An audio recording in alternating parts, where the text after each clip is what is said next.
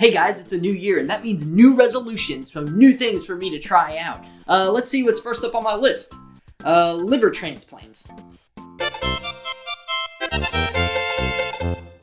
Well, that was trash. The surgeon had an unrealistic deadline to meet, so now I have Superman 64 as a liver.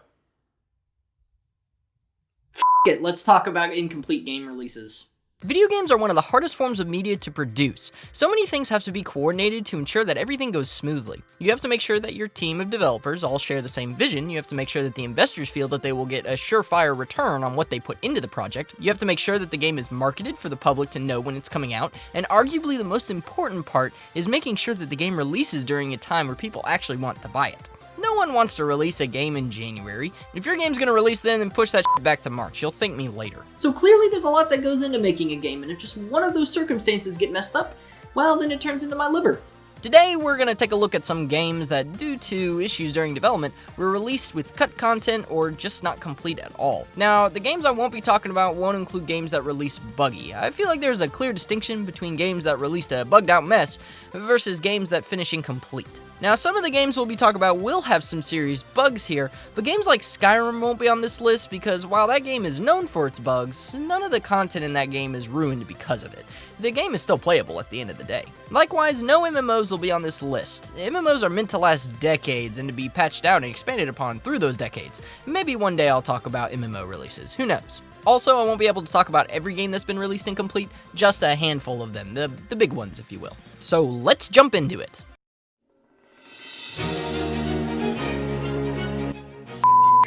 This game has absolutely been obliterated in every aspect of its existence. Not only do people blast it for how buggy, incomplete, and overall cringy it is, but the development for this game was a complete mess. Sonic was reaching 15 years old, and Sega wanted to reboot the series just for the occasion. The idea behind it was that they wanted Sonic to be more gritty and realistic. Because, you know, super fast blue hedgehogs is the first thing you think of when you're trying to be realistic. They planned to make a game that was a huge adventure spanning multiple characters and worlds for you to discover. However, with Yuji Naka abruptly leaving Sega, and the team being split into two divisions, for one to go make games for the Nintendo Wii, and the others to continue working on the PS3 and Xbox 360 games, the Sonic team was facing some trouble here.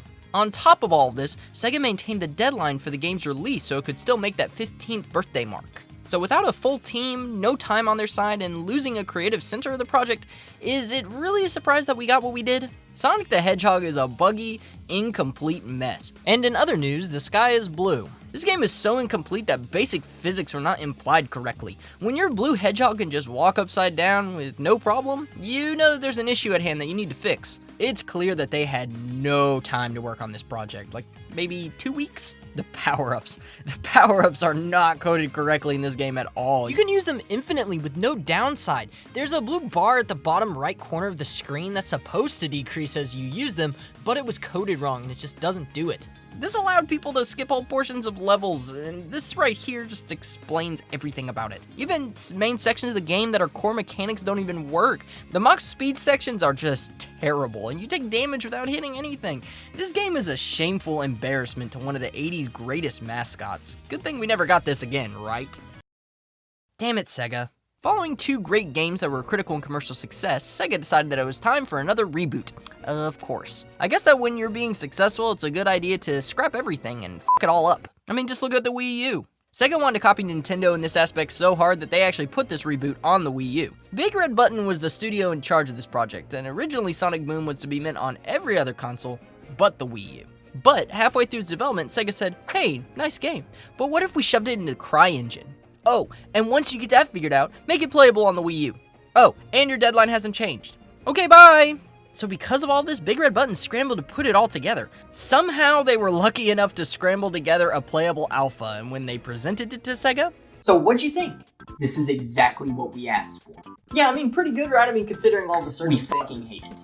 So some context real quick for you. When first positioning this reboot, Sega wanted to appeal to more Western audiences. So that meant canning everything that made Sonic, well, Sonic. No fast speed sections, they wanted it to be a more open world game with side quests and tons of adventures. And when Big Red Button presented exactly what Sega wanted, they panicked and forced Big Red Button to add in stuff that made Sonic, well, Sonic. You remember those mock speed sections from Sonic the Hedgehog? You mean the absolute worst part of those games? Yeah, put those in. It'll be foolproof. Also, your deadline hasn't changed. Okay, bye. Sega basically demanded that Big Red Button redo the entire game to make it more of, well, a Sonic game. So, because of having to make the game work in an engine that they had never used before, changing mechanics and whole sections of the game and cramming it all into a console that they had no idea how to develop for, this game was a bomb waiting to explode. Half the time the game will drop frame rates to PowerPoint presentation levels, and in the open world areas no one is around, making the space empty and barren. No one liked this game when it was released, and now it's unfortunately in the same space as Sonic 06. At least Sonic 06 was playable, and I could laugh all the way through it to the end, but Sonic Boom is just painful to play. Looking back at the development of this game, one can see why Sonic Boom turned out the way that it did, though. But enough about Sega. We'll be here all day talking about their screw-ups if we talked about Sega exclusively. And I mean, I'm gonna pass out soon due to a toxin overdose because I don't have a liver. One of the most famous train wrecks in gaming is Superman 64. That's inside of me. In 1997, Titus purchased the rights for Superman to make a game for the N64. Titus envisioned a game where the player can fly around in a city and in real time run into randomly generated crimes that they need to stop. This would span over a huge city with a fantastic story worthy of a true open-world superhero adventure. The only problem?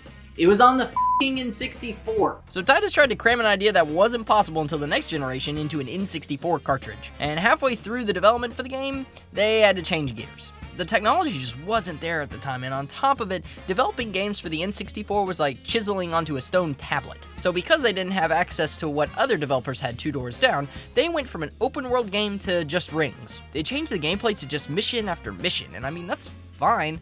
What made this game so infamous, though, was the piss-poor controls and just how bad the game looks. This game was in development for 2 years, and it looks so bad. There's just this green fog everywhere, and in conjunction with the piss-poor controls, it makes the experience just really not good. But no one was really excited for Superman 64 back in the day, so I feel like its reputation for being, well, bad has dwindled over the years. But one game that won't ever dwindle over the years due to its awfulness is... Ha! This game is garbage. Mass Effect Andromeda was worked on for 7 years, and it released in one of the worst conditions a game could be released in.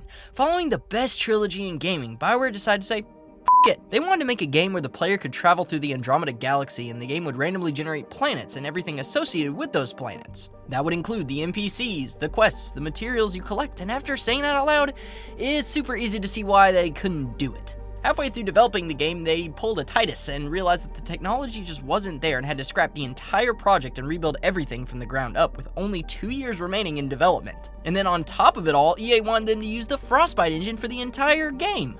You know, I'm realizing through all this that publishers really like messing up their own games.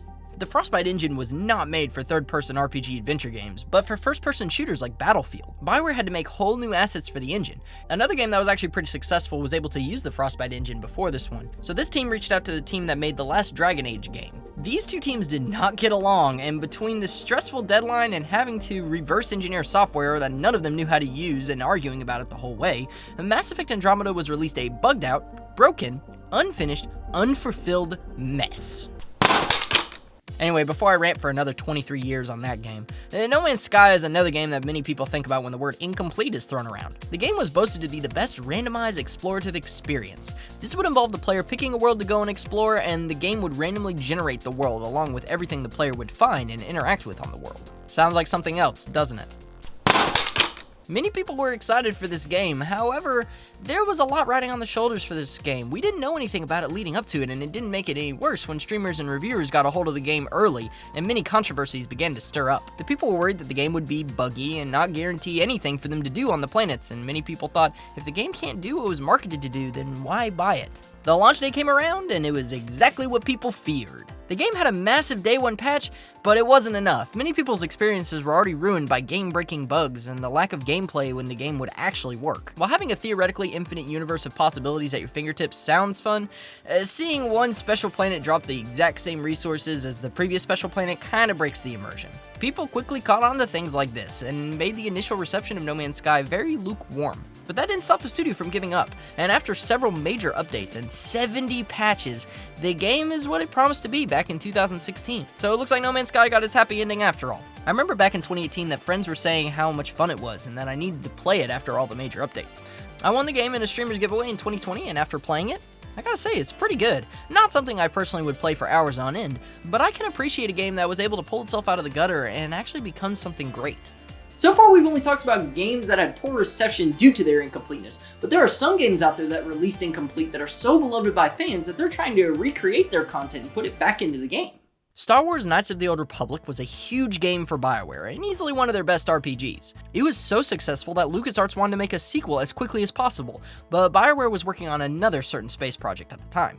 So because Dad went off to buy scratchers and never came back unless it was for an MMO, LucasArts hired Obsidian for the sequel, which looking back was a very smart choice. Obsidian is the kings of making really solid RPGs, and will always put passion and love into their product. Too bad LucasArts wanted them to use the exact same engine with the same assets, but to make whole new levels, characters, and stories. Oh, and they only had a year to do it. Now, companies have done this in the past with game sequels, the best example being The Legend of Zelda Ocarina of Time and Majora's Mask, but Majora's Mask was made by the same team of Ocarina, so they knew the engine, the assets, and had a clear vision for what the next game was going to be thanks to the ending of Ocarina. Obsidian had none of that for Knights of the Old Republic. They had to figure out everything BioWare had developed beforehand, and because of the super short deadline, they had to cut a lot of the story and side missions out of the game. Now, this didn't make the original game unplayable by any means, but playing through the story, it's painfully obvious that content was cut. But fans have loved this game so much that they have gone and recreated the lost content in the form of mods that you can easily download and install right to your PC. It actually speaks volumes that a fanbase would love a game so much that they want to see it in its true original form. It almost makes you think of what we would have gotten if Obsidian had just gotten more time with the game. Now, if you're trying to play this game on the mobile version, you're kind of But that was just a couple of games that released incomplete. It's crazy to see that if one or two pieces of the developmental puzzle is messed up, the game can be poor right out of the gate. Luckily though, my incomplete surgery wasn't rushed or anything like that, so everything is all good.